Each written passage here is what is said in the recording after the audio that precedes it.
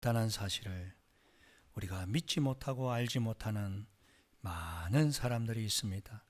오늘 우리에게 주신 말씀을 통하여 다시 한번 우리가 먼저 믿음의 사람으로 굳게 서게 하시고 이 귀한 하나님의 나라를 초대하고 많은 영혼들이 주님께로 돌아오는 이 5월 한 달이 될 수 있도록 인도하여 주옵소서.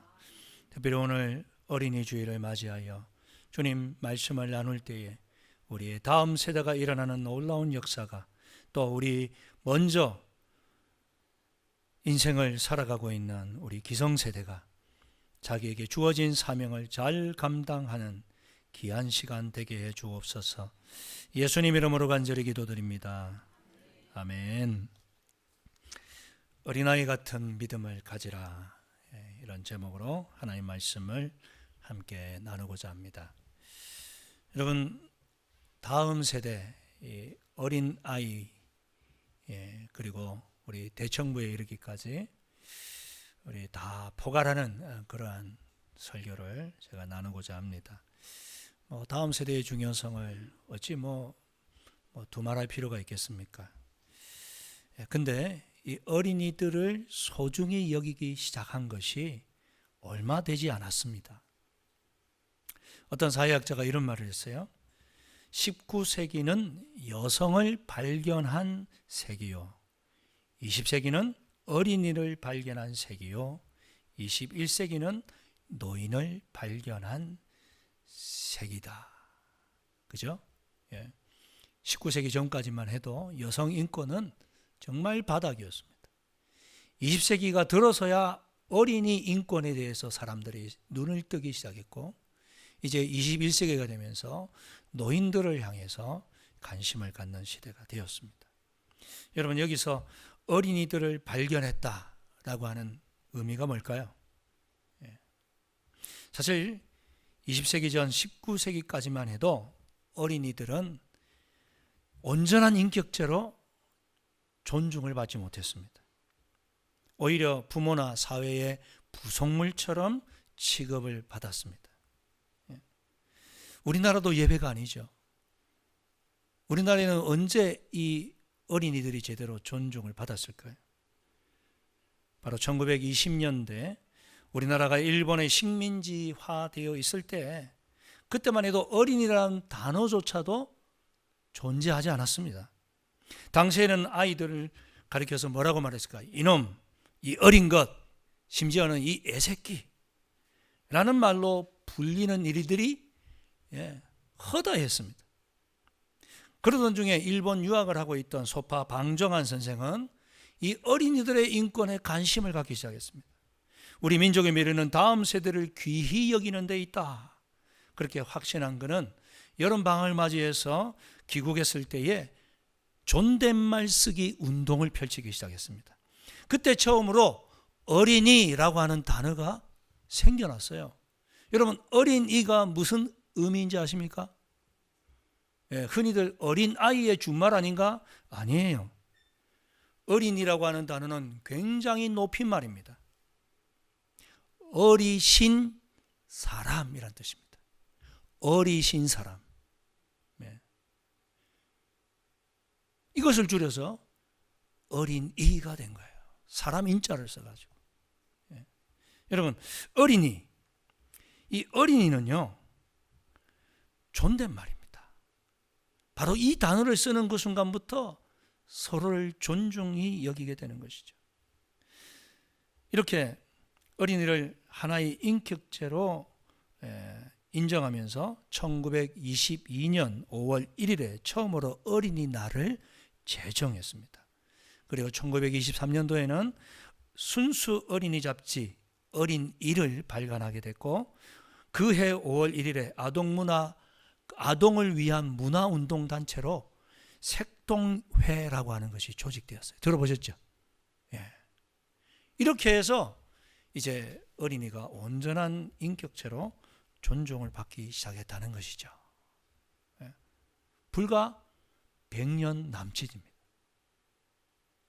그런데 그렇다면 우리 예수님은 이 어린이들에 대해서 어떻게 생각하셨을까요? 우리는 성경을 통해서 예수님이 이미 우리 어린아이들을 향한 온전한 인격체로의 존중을 갖고 계셨다는 사실을 너무 잘 알고 있습니다. 주님은 우리 시대보다 2000년 앞서서 어린이들을 향하여 온전한 존중함을 가지고 계셨습니다. 때는 이렇죠. 예수님께서 공생애의 마지막 시간이 되었을 때 가이사랴 빌립보라고 하는 지방에서 예수님이 제자들에게 물으십니다. 너희들은 나를 누구라고 생각하느냐? 그때에 베드로가 힘있게 외치죠. 주는 그리스도시요 살아계신 하나님의 아들이십니다. 바요나 시몬아 네가 복이 있도다. 너로 알게 하신 이는 바로 성령님이시다. 내가 내 위에 내 교회를 세우리니. 얼마나 우리 주님 기뻐하셨는지 모릅니다. 근데 이렇게 이 가이사랴 빌립보에서 갈릴리로 돌아오는 도중에 제자들 사이에 어떤 시비가 붙습니까? 누가 크냐? 예수님 우편에 좌편에 누가 앉을 거냐? 자리 다툼을 하고 있는 것을 예수님이 아시고 마침 근처에 있던 어린아이 하나를 옆에 세우십니다. 그리고 말씀하시는 것이죠. 마태복음 18장 3절 4절 우리 같이 한번 읽어보겠습니다. 시작. 진실로 너희에게 이르노니 너희가 돌이켜 어린아이들과 같이 되지 아니하면 결단코 천국에 들어가지 못하리라. 그러므로 누구든지 이 어린아이와 같이 자기를 낮추는 사람이 천국에서 큰 자니라. 아멘. 서로 누가 크느냐 다투고 있을 때에 그 당시에는 온전한 인격체로 취급도 받지 못하던 어린아이 하나를 옆에 세우시고 하시는 말씀이 주님과 동등되게 세우셨어요. 그리고 이 어린아이들과 같이 되지 아니하면 결단코 어디에 못 들어갑니까? 천국에 들어갈 수 없다. 너희들 지금 벌써 내 좌우편 누가 크냐 지금 따지고 있는데 무슨 얘기입니까? 어린아이처럼 되지 않으면 너희들 한 명도 천국 못 간다. 내 나라에 너희들은 들어올 수도 없다. 그러므로 누구든지 이 어린아이와 같이 자기를 낮추는 자가 천국에서 큰 자니라. 그렇습니다. 어린이 주일을 맞이하면서 우리가 어린아이와 같이 되어야 할 줄 믿습니다. 어린아이와 같이 되라는 말이 뭡니까? 주님 말씀하셨습니다. 낮추는 자가 되라. 겸손한 믿음을 가져라. 그렇습니다. 겸손의 반대는 교만이죠. 교만한 사람은요 자기를 낮추지 못합니다. 그래서 남의 도움도 받기를 싫어합니다. 반면에 어린이들은 어떻습니까? 단순하고 솔직하고요 자신의 연약함을 있는 그대로 나타내요. 그래서 엄마 도와주세요, 아빠 도와주세요, 선생님 도와주세요, 도와달라는 말을 잘 해요.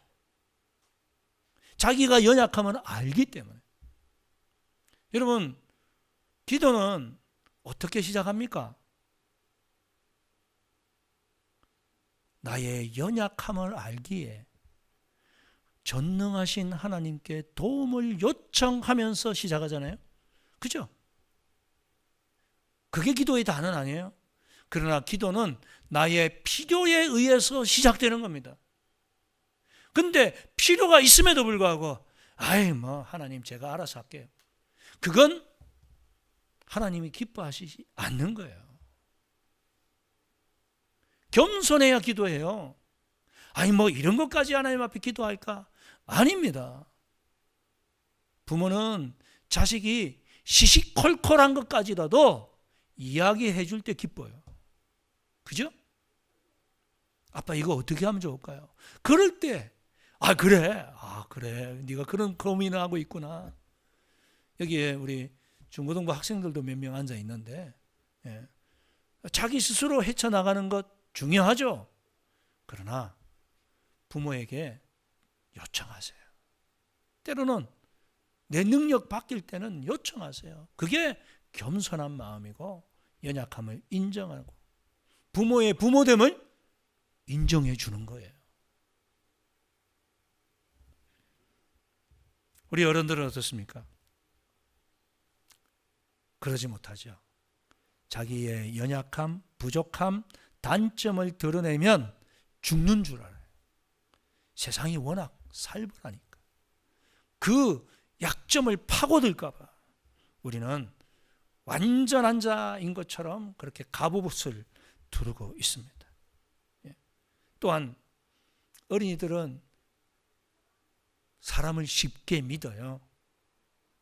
그래서 안타깝게도 유괴 사건들이 발생해서 요즘은 낯선 어른한테 절대 말을 걸거든 대답하지 마라, 따라가지 마라. 그렇게 이제 우리가 교육할 수밖에 없는 안타까운 현실이 되었는데, 이것은 어린이의 그 본성을 벗어나게 만드는 거예요. 어린이 됨이 뭡니까? 단순하고 순진하고 그리고 잘 믿어주는 거예요. 사실은 우리가 믿어줘야 될 사회예요. 그런데 우리가 악해서 세상을 믿지 못할 세상을 만들었어요. 여러분, 우리 교회 나오면서도 여러분 옆에 있는 분들 믿으시나요? 얼만큼 믿으시나요? 네. 심지어 나는 엄마도 못 믿어. 혹시 그런 분 계신가요? 형제도 못 믿어. 우리가 왜 이렇게 믿음이 사라졌습니까? 이기심 때문이겠죠. 손해보지 않겠다. 나는 절대 손해보지 않겠다. 이것이 교만에서 시작된다는 것을 아십니까? 교만은 남이야 죽든지 살든지, 심지어 하나님조차도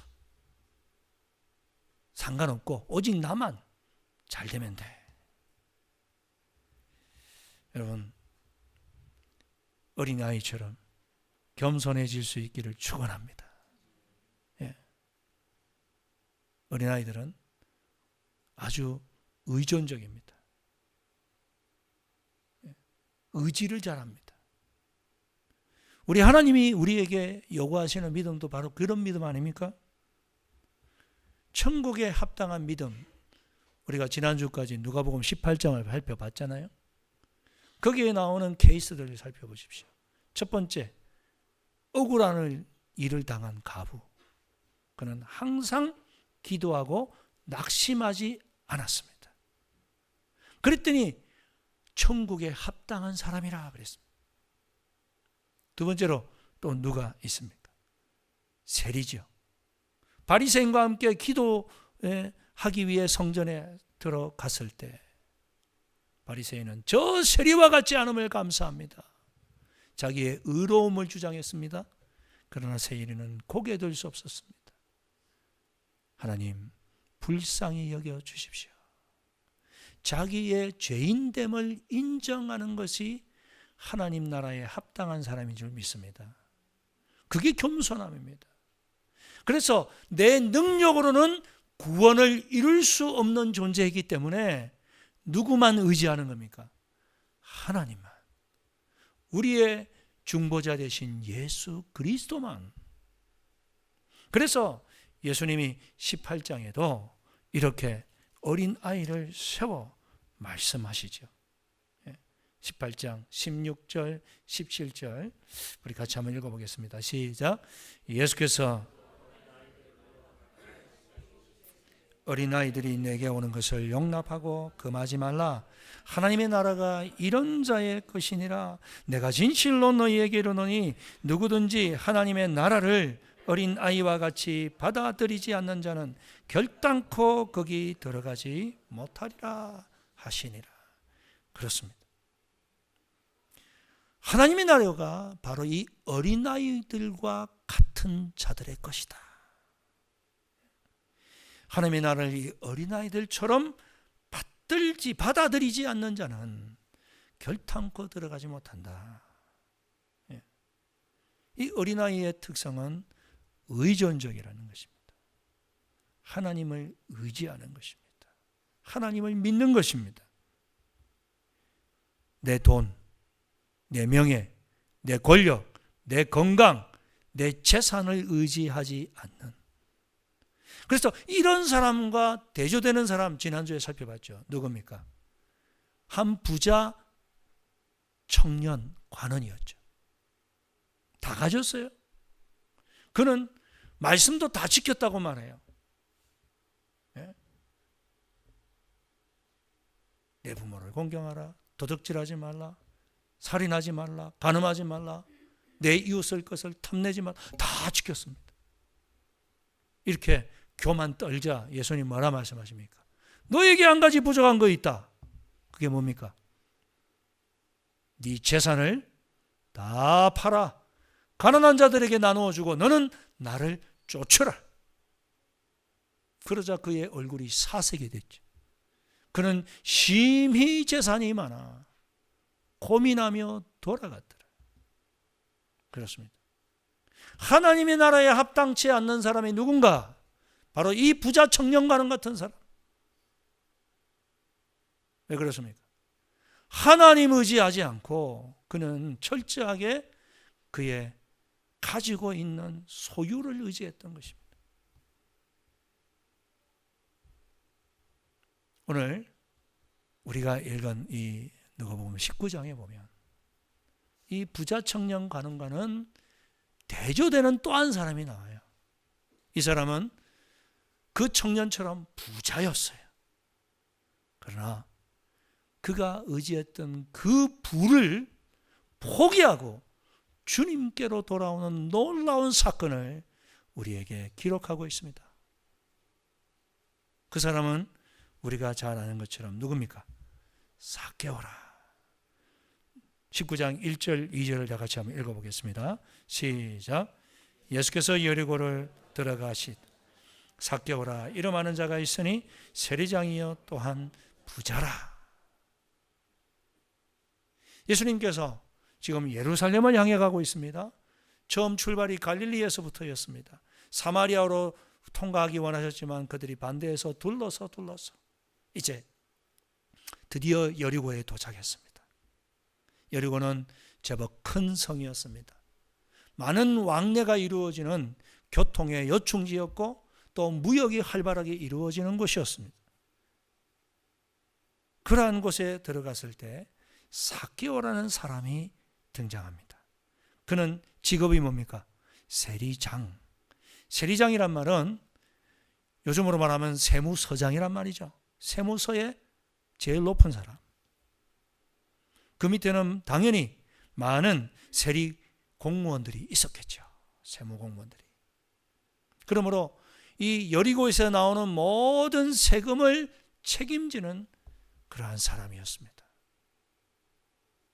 그는 부자이기도 했습니다.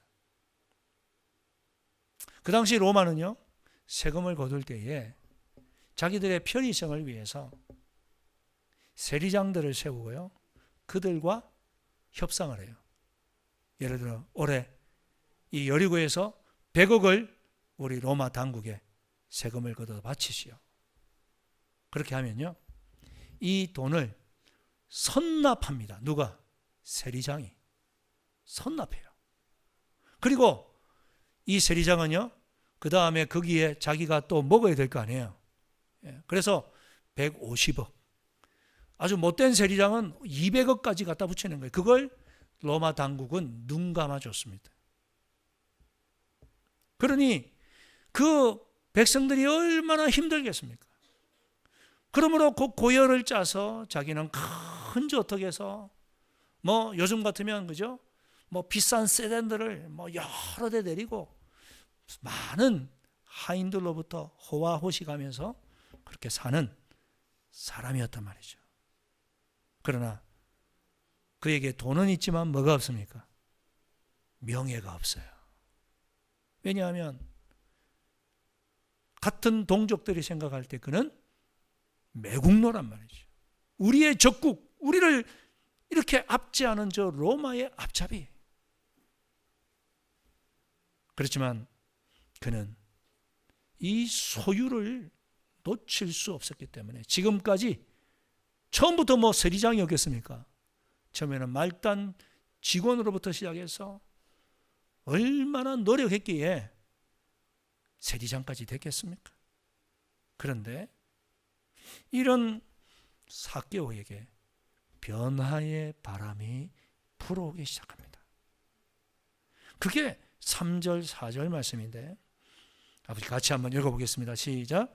그가 예수께서 어떠한 사람인가 하여 보고자 하되 키가 작고 사람 많아 알 수 없어 앞으로 달려가서 보기 위하여 들모 올라가니 이는 예수께서 그리로 지나가시게 되밀어라. 그에게 갑자기 호기심이 생겼습니다. 아니, 더 큰 갈망이 생겼습니다. 예수께서 어떠한 사람인가 궁금해지기 시작했고 그분을 만나고 보고 싶은 열망이 마음속에 끌어오르기 시작했습니다. 여러분, 이것을 저는 목마름이라고 표현하고 싶습니다. 예수를 만나는 대부분의 사람들은 첫 출발이 목마름입니다. 부자이긴 하지만 그 지역의 유지요, 큰 권력을 가지고 사람들을 좌지우지할 수 있는 사람이었지만 그러나 그에게는 목마름이 있었습니다. 돈으로는 해결할 수 없는 목마름. 여러분, 그런 목마름이 있으십니까? 예, 있어야 됩니다. 이제 뭐 나는 예수 믿고 이제 신자가 되었으니까 나는 만족해. 여러분, 그러나 그것으로 만족하지 마시고 우리 주 예수 그리스도의 그 넓이와 길이와 높이와 깊이를 우리가 더 깊이 알아갈 수 있기를 축원합니다. 예수 믿는 맛이 우리가 연차를 더할수록 횟수를 더할수록 더 깊어져야 될 줄 믿습니다. 이제는 뭐 따분하다, 지루하다, 뭐 그러면 안 되는 거예요. 성경을 읽을 때마다 송이꿀처럼 단 것이 우리 성경 말씀인 줄 믿습니다. 삭개오에게 그런 갈급함이 있었습니다. 그래서 주님을 만나보고 싶었는데 그에게 장애물이 있었어요. 그게 뭡니까? 첫 번째는 사람들이 싫어한다는 거예요. 저 세리장 저놈이 왜 여기 와가지고 말이야. 더더군다나 그에게는 또 다른 또 장애가 있었습니다. 뭡니까? 키가 작아. 저는 삭개오의 마음이 얼마나 와닿는지 몰라요. 키가 작아서 뭐 구경하고 싶어도 못할 때가 있거든요. 그러면 어떻게 합니까? 화단이나 뭐 주변에 뭐 좀 높은 데 올라갈 데 없나? 그렇게 해서 구경해요. 삭개오가 둘러보니까 뭐가 보였습니까? 예수님이 이제 오시게 되는 그 진행 방향을 보니까 돌감람나무, 예전에는 뭐라고 표현했습니까? 뽕나무, 엉금엉금 뽕나무 위에 키 작은 삭개오가 올라갔단 말이죠. 이 돌감람나무는 감람나무와는 좀 종류가 완전히 다른 겁니다. 맛이 없어요. 떫어요. 그 열매는 오히려 뽕나무까지 더 가까운데 여기는 이 나무는 15m에서 20m까지 자라는 큰 나무입니다. 그래서 성인 남자도 올라가서 있을 수 있는 거죠. 그게 올라가서 예수님이 저기 오는구나. 그가 쳐다보고 있는데 예수님이 드디어 그 나무 아래에 도착했을 때 어떻게 합니까? 19장 5절 6절 다 같이 한번 읽어보겠습니다. 시작. 예수께서 그곳에 이르사 쳐다보시고 이르시되 삭개오야 속히 내려오라. 내가 오늘 내 집에 유하여 하겠다 하시니 급히 내려와 즐거워하며 영접하거늘. 아멘. 그렇습니다. 예수님께서 그곳에 도착하자마자 갑자기 나무를 쳐다보신 거예요. 그리고는 그를 향하여 누가 가르쳐 주지도 않았는데 삭개오야 그의 이름을 부르십니다. 그의 신적인 능력으로 예수님은 이미 삭개오를 알고 계셨습니다.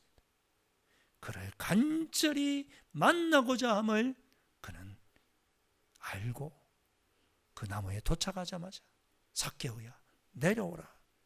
오늘 너의 집에 유하여야 하겠다. 네 집에 가서 내가 밥도 먹고 잠도 자야 되겠다. 이 이야기를 듣자마자 그는 어떻게 합니까? 급히 내려와 즐거워하며 영접하거늘. 저와 여러분에게 이런 기쁨이 충만할 수 있기를 바랍니다. 예배 때마다 주님 만나 주십시오. 제가 그저 마음의 이런 갈증을 해소하지 않고 왔다 돌아갈 수 없습니다. 세상은 만족함을 줄 수 없는 이 놀라운 은혜를 주님 나에게 주시옵소서. 갈급하는 자에게 주님은 아시고 풍족히 부어주시는 줄 믿습니다. 그렇습니다. 예레미야서 29장 12절 13절에 너희가 내게 부르짖으며 기도하면 내가 너희를 들을 것이요 너희가 전심으로 나를 찾고 나를 만나려고 찾으면 나를 만나리라. 아멘이십니까? 간절히 찾고 찾으면 만날 것이다. 여러분, 세상에서는요 나의 이 영혼의 갈급함을 채울 수 없습니다. 명품 가방을 사셨나요? 며칠은 즐거울지 몰라도 조금만 못 가면 식상해집니다. 명품 가방 몇 개를 놓고도 메고 갈 게 없네 이렇게 되는 거예요. 그죠? 차를 사면 한 달 행복하다 그러죠. 집을 사면 1년은 좋다 그래요. 그러나 1년이 뭡니까? 몇 달만 지나도 그냥 아이고 뭐 이것도 바꿔야 되고 저것도 바꿔야 되겠고. 여러분, 오직 예수 그리스도만이 우리에게 참된 만족을 주시는 분이신 줄 믿습니다. 삭개오는 그를 영접했습니다. 그러나 세상 사람들은 뭐라고 이야기합니까? 무사람이 보고 수군거려 이르되 저가 죄인의 집에 유하러 들어갔도다. 죄인의 집에. 그렇습니다. 우리는요 상종할 사람이 있고 멀리해야 될 사람이 있어. 그죠? 아무나 가까이 하지 않습니다. 내 수준과 내 격에 맞는 사람. 저 사람 만나면 내 수준과 격이 떨어진다 싶으면 만나지 않으려고 해요. 그러나 주님은 그런 것 관계없이 여러분, 이 위대한 예수 그리스도가 들어가서 그를 만나줌으로 인해 그는 어떤 사람이 됩니까? 예수님과 같은 예수님의 친구가 되어지는 놀라운 은혜를 입게 된 줄 믿습니다. 저 삭개오 집에 예수님이 들어가서 예수님과 격이 같아지는 거예요. 저와 여러분도 마찬가지죠. 예수를 영접함으로 하나님의 자녀가 되었고 우리는 예수님이 우리를 향해서 뭐라 부르십니까? 너는 나의 친구라. 아멘이시죠? 이 놀라운 은혜를 삭개오가 입었습니다. 근데 은혜를 입은 사람은요 어떻게 되죠? 바뀝니다. 변합니다. 누가복음 19장 8절 우리 다 같이 한번 읽어보시겠습니다. 시작. 삭개오가 서서 주께 여짜오되 주여 보시옵소서 내 소유의 절반을 가난한 자에게 주겠사오. 만일 누구의 것을 속여 빼앗는 일이 있으면 내 갚. 아멘. 주님을 온전히 만나면 인생이 변합니다. 가치관이 바뀝니다. 그의 지금까지 살아가는 이유는 뭐였습니까? 돈이었습니다. 소유가 전부였습니다. 그것을 위해서 매국노까지도 된 겁니다. 근데 그 목숨보다 귀한 피 같은 돈을 지금 포기하겠다는 거예요. 절반이나 팔아 가난한 사람들에게 나눠주겠다는 겁니다.